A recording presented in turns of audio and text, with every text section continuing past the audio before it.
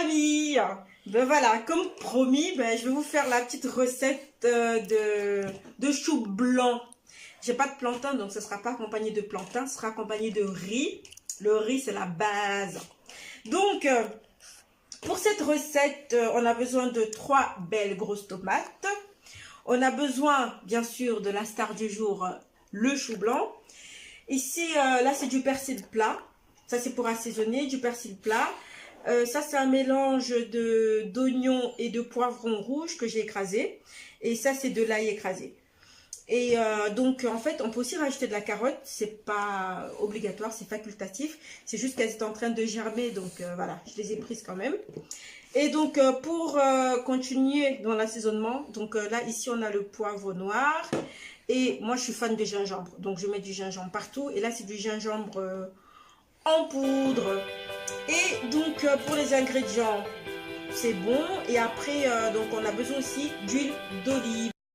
Voilà, pour la recette, on va d'abord commencer, justement je l'ai déjà fait, on va découper le chou en petits morceaux, le chou blanc. Et on va aussi découper les tomates, donc j'avais commencé à découper les tomates. On va les couper en fine manière. On va aussi découper les carottes. Et après, donc je vais faire ça et je vous retrouve pour la suite de la vidéo.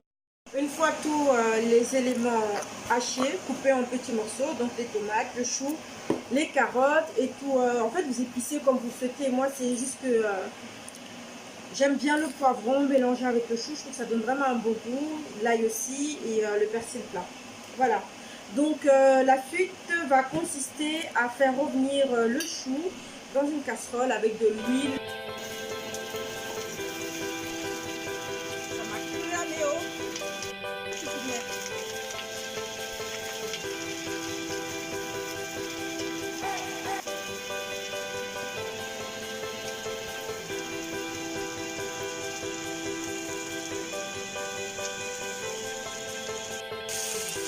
Voilà.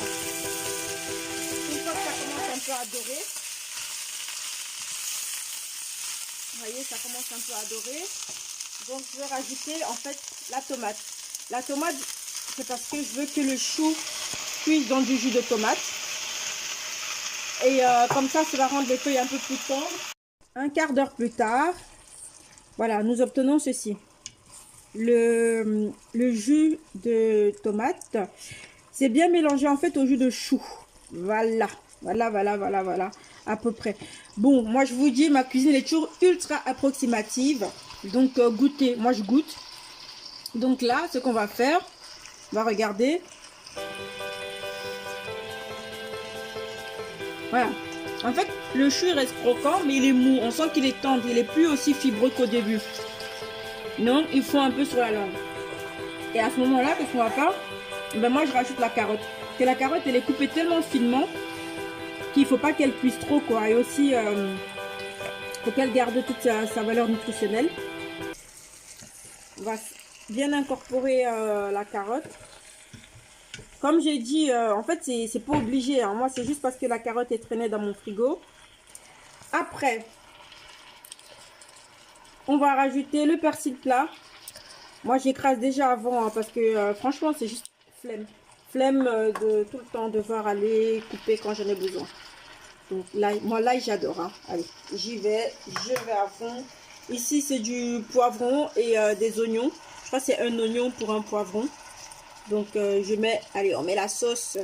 Voilà. J'ajoute en fait un petit verre d'eau.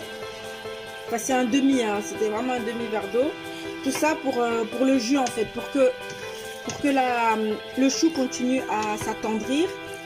Et c'est vraiment un petit demi-verre, c'est pas beaucoup.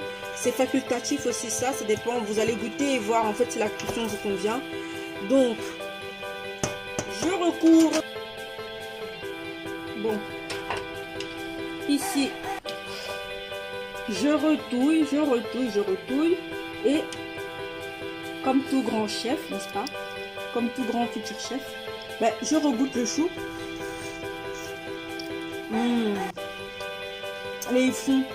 Car même plus le côté fibreux. Et je goûte quand même la carotte.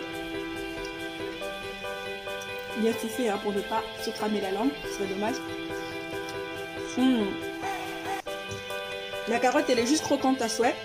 En fait, c'est trop bon. Et voilà. Les épices, en fait, ça, c'est le secret. C'est vraiment les épices, le secret. Moi, j'adore l'huile de lin en ce moment. L'huile de lin. C'est pas obligatoire. Je rajoute un peu d'huile de lin. Et c'est à ce moment-là, ben, je vais éteindre d'abord le feu. J'éteins le feu. Et là, je rajoute un peu de poivre. Voilà. Ceci. Hop là, le poivre. Et le gingembre pour le côté un peu aphrodisiaque là. Pour ceux qui veulent faire des choses. Le chou, il n'est pas très glamour. Hein, mais si tu dis chou au gingembre, tout de suite, ça change la donne.